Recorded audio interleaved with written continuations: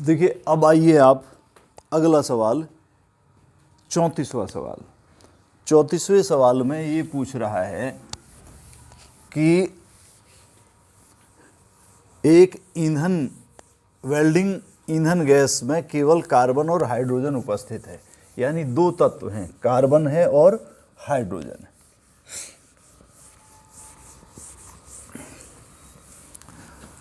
वो कह रहा है इसके नमूने की कुछ मात्रा ऑक्सीजन में जलाने पर 3.38 ग्राम कार्बन डाइऑक्साइड,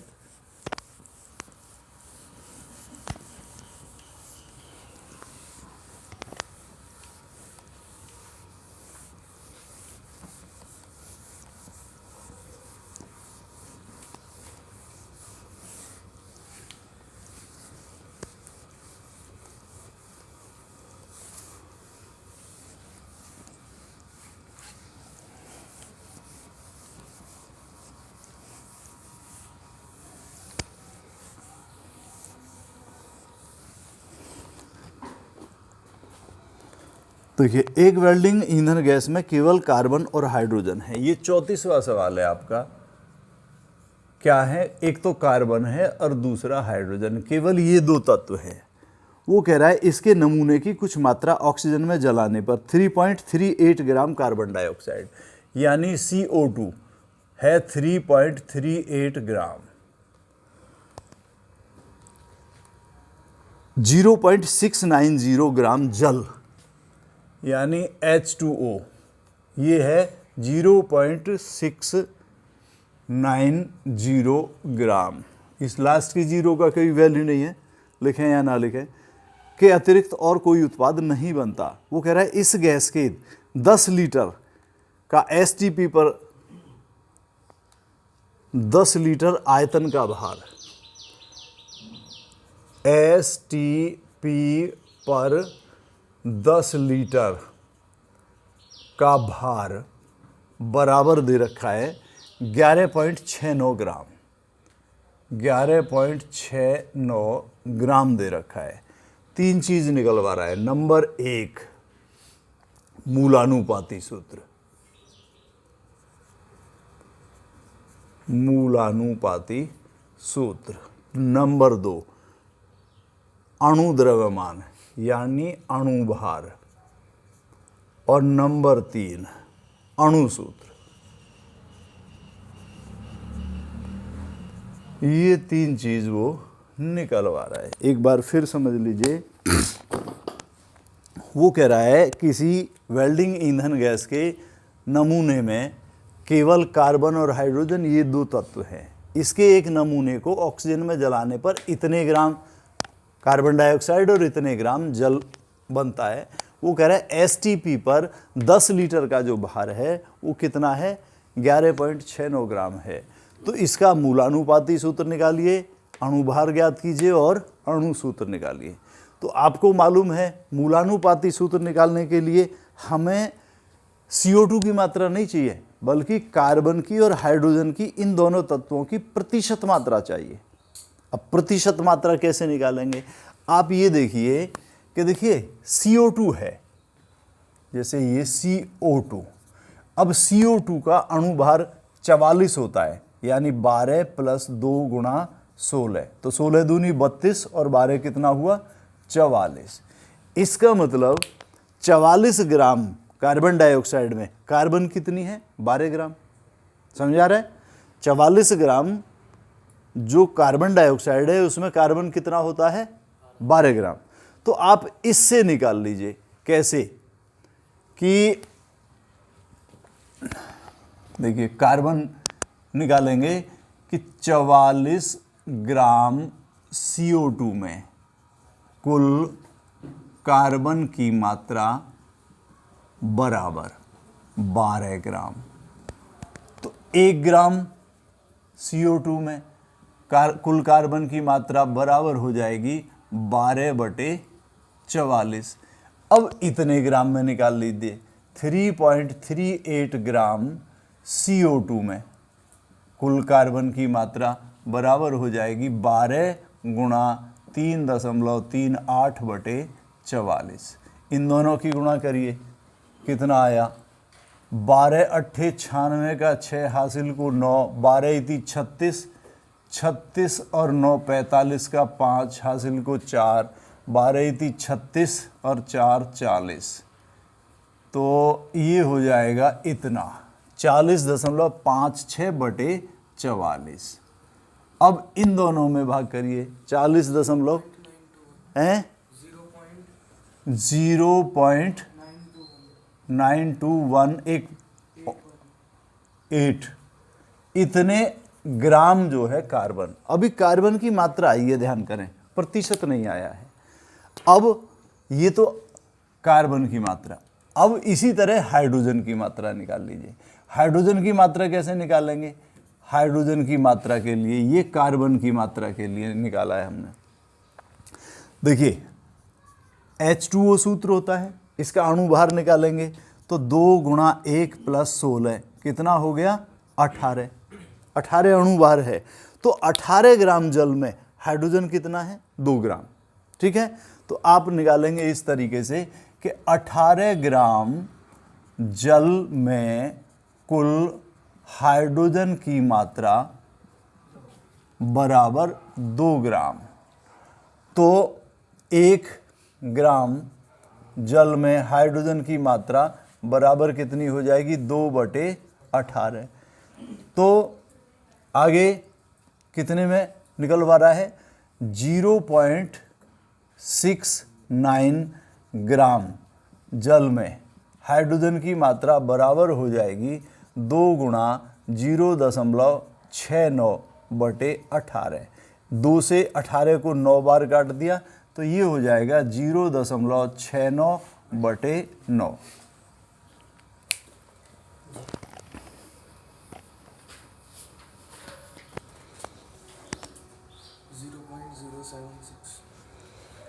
ये आ गया 0.76। एक पॉइंट और बताओ 6 इतने ग्राम। अब देखिए ये तो इतने ग्राम कार्बन था और ये इतने ग्राम हाइड्रोजन है। ठीक है, अब दोनों का द्रव्यमान कितना हो जाएगा, यानी कार्बन व हाइड्रोजन का कुल द्रव्यमान बराबर हो जाएगा कितना 0.9218 प्लस 0.0766। दोनों को जोड़िए कितना आया, जोड़ो दोनों को, ये हो जाएगा 6 और 8 14 का 4 हासिल को 1, तो 7 और 1 8 और 7 और 2 9 और यहाँ पर ये हो गया 9। इतने ग्राम हुआ। देखिए इतना ही आया है।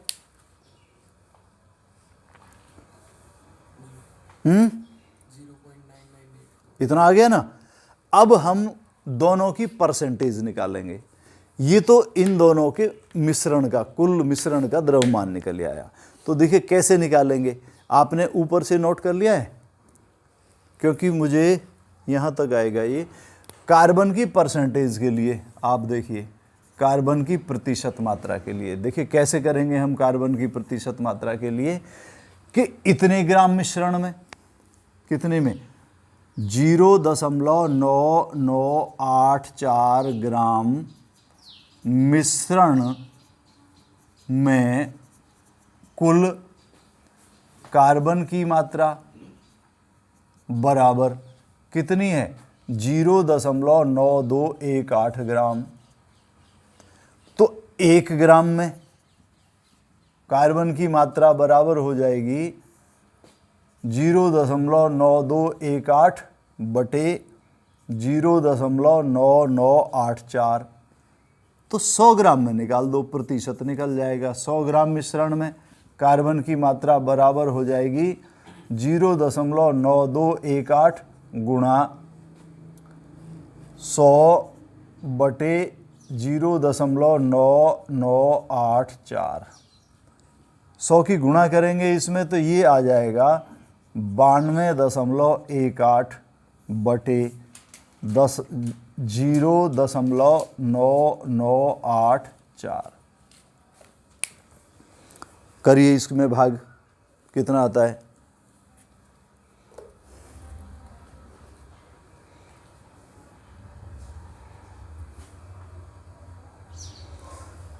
बानवे 0.18 में 0.9984 का भाग करिए।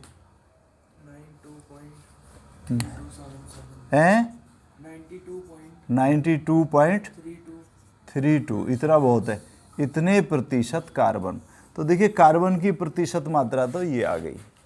अब देखिए हाइड्रोजन की, अब मुझे ये ऊपर करना पड़ेगा क्योंकि यहाँ से नीचे उसमें नज़र नहीं आएगा कैमरे में। तो एक बार फिर देख लीजिए, ऊपर का नोट कर लिया है ना आपने। तो हमने कार्बन की ग्रामों में मात्रा निकाली, फिर यहाँ हाइड्रोजन की इस तरीके से ग्रामों में मात्रा निकाली, दोनों को जोड़ दिया तो मिश्रण का द्रव्यमान कितना हो गया? 0.9984। अब कार्बन की प्रतिशत मात्रा निकाली कि इतने ग्राम मिश्रण में तो कुल कार्बन कितना है? इतना। तो 100 ग्राम में कितना, वो उसकी प्रतिशत मात्रा होगी। ऐसे निकालेंगे हाइड्रोजन की प्रतिशत मात्रा कि इतने ग्राम मिश्रण में हाइड्रोजन की मात्रा इतने ग्राम, तो 100 ग्राम में कितनी, वो उसकी प्रतिशत मात्रा। तो देखिए इसको मैं यहाँ पर निकाल देता हूँ।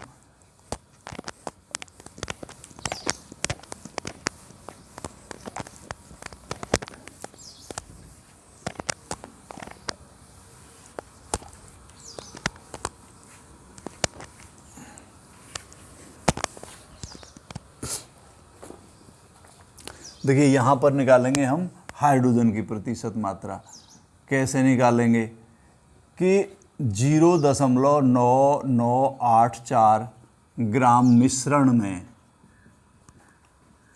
हाइड्रोजन की मात्रा बराबर कितनी है? हाइड्रोजन की मात्रा 0.0766 ग्राम, 0.0766 ग्राम। तो 1 ग्राम में हाइड्रोजन की मात्रा हो जाएगी 0.0766 बटे 0.9984 ग्राम। तो 100 ग्राम में, 100 ग्राम मिश्रण में हाइड्रोजन की मात्रा हो जाएगी 0.0766 गुणा 100 बटे 0.9984। 100 की गुणा इसमें करी है तो 2 स्थान इस दशमलव आ जाएगा, ये आ जाएगा 7.66 बटे 0.9984। अब 7.66 में आप करिए इसकी भाग, 0.9984 की भाग।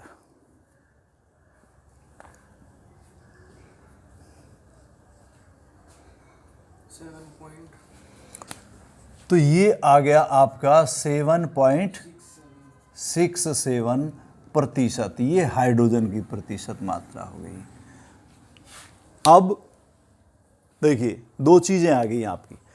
कार्बन की प्रतिशत मात्रा आ गई कितनी? ये रही 52.32, नहीं 92.32%, ये लिख लिया हमने। और हाइड्रोजन की प्रतिशत मात्रा कितनी आ गई? ये है 7.67%। बाकी अब हमें मिटा के वही पहले जैसी टेबल बनानी पड़ेगी। यहाँ तक नोट कर लिया आपने? जल्दी करिए, ये तो कर ही लिया होगा।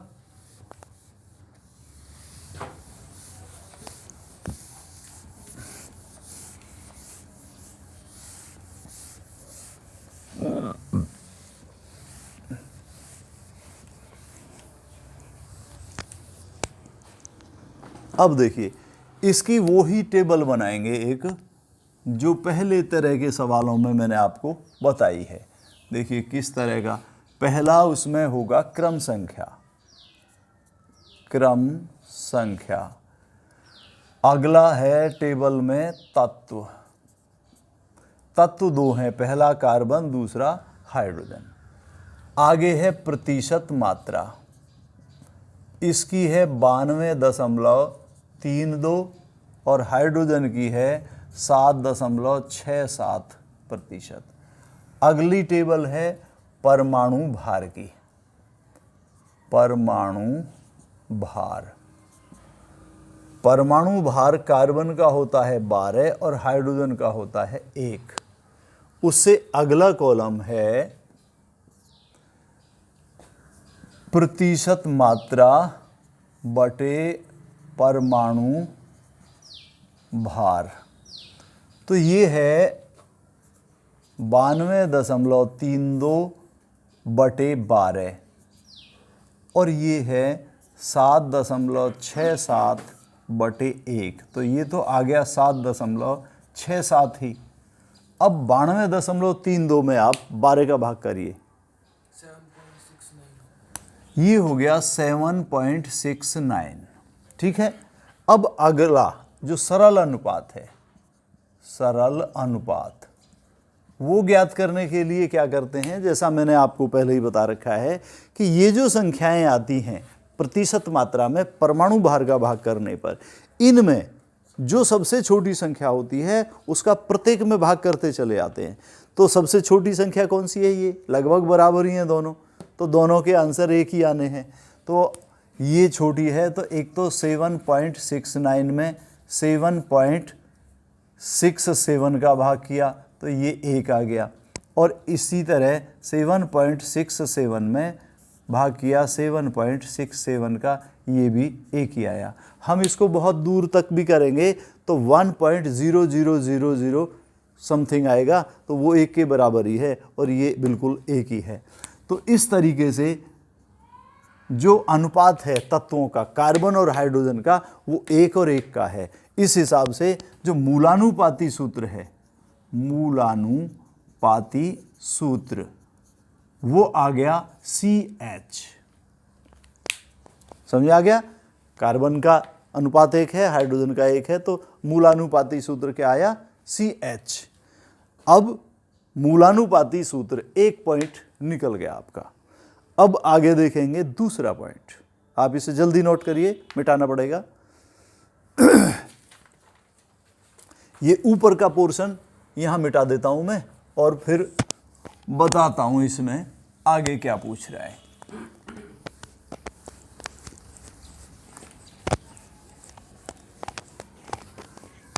अब निकालिए अणुभार। देखिए, अणुभार निकालने के लिए या तो दिया हुआ होता है यहाँ पर वाष्प घनत्व, और वाष्प घनत्व में 2 से गुणा कर देते, अणुभार निकल जाता। लेकिन वाष्प घनत्व का कहीं जिक्र नहीं है। जब वाष्प घनत्व का जिक्र नहीं है तो जब तक अणुभार नहीं निकल जाएगा तब तक अणु सूत्र भी नहीं निकलेगा, मॉलिक्यूलर फॉर्मूला भी नहीं निकलेगा। अणुभार निकालने के लिए उसने क्लू दे रखा है यहाँ पर कि STP या NTP पर 10 लीटर का जो द्रव्यमान है वो 11.69 ग्राम दे रखा है। और आपको मैंने बता रखा है कि किसी भी पदार्थ के जो गैसीय है उसका NTP पर जो 22.4 लीटर आयतन होता है उसमें जितना द्रव्यमान होता है वो ही उसका अणुभार कहलाता है, यानी अणुभार के बराबर द्रव्यमान होता है। तो इसका मतलब ये हुआ कि 10 लीटर का STP पर भार बराबर कितना है, 11.69 ग्राम। तो 1 लीटर का STP पर भार बराबर हो जाएगा 11.69 बटे 10, और 22.4 लीटर का STP पर भार ये होगा कितना, 11.69 गुणा 22.4 बटे 10। अब 10 का भाग इधर इसमें करेंगे तो ये 2.24 आ जाएगा। अब 2.24 में आप ये कर लीजिए 11.69 गुणा 2.24, इन दोनों की गुणा कर दीजिए, कितनी आई,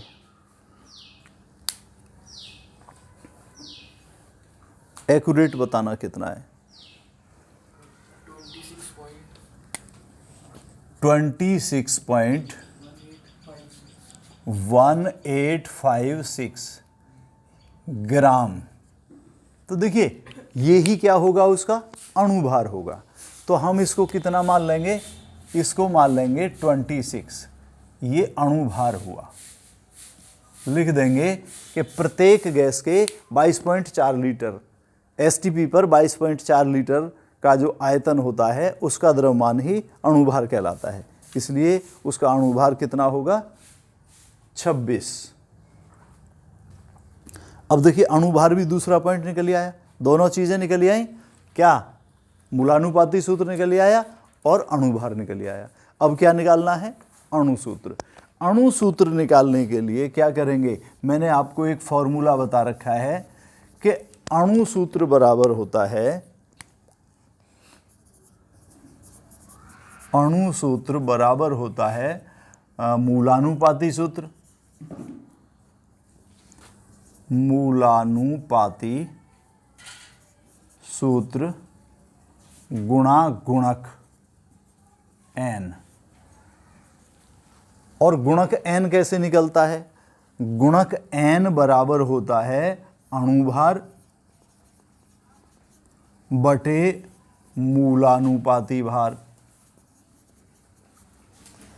अब मूलानुपाती भार तो इससे निकल ही आएगा, 12 + 1 यानी कितना हुआ, 13।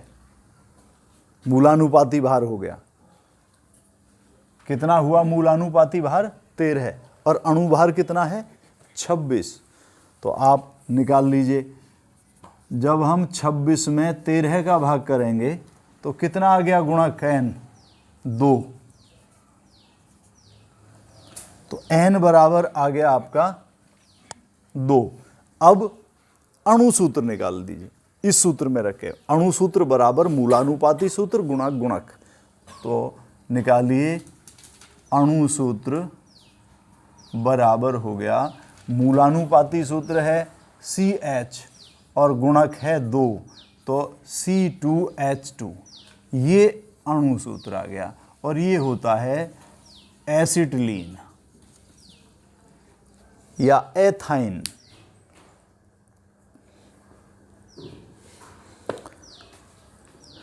इसे जल्दी नोट करिए और एक बार फिर समझ लीजिए। देखिए, कार्बन डाइऑक्साइड की मात्रा इतने ग्राम दे रखी है, हाइड्रोजन जल वाष्प की या जल की मात्रा दे रखी है। इनकी सहायता से हमने हाइड्रोजन और कार्बन दोनों की मात्रा निकाल ली, फिर उनकी प्रतिशत मात्रा निकाल ली। प्रतिशत मात्रा निकालने के बाद में इस टेबल में रखकर क्या निकाल लिया, मूलानुपाती सूत्र। मूलानुपाती सूत्र निकालने के बाद क्या किया है, उसने यहाँ पर क्लू दे रखा है कि एसटीपी पर 10 लीटर का भार जो है कितना है, 11.69। तो 22.4 लीटर का जितना भार होगा वही उसका अणुभार कहलाएगा।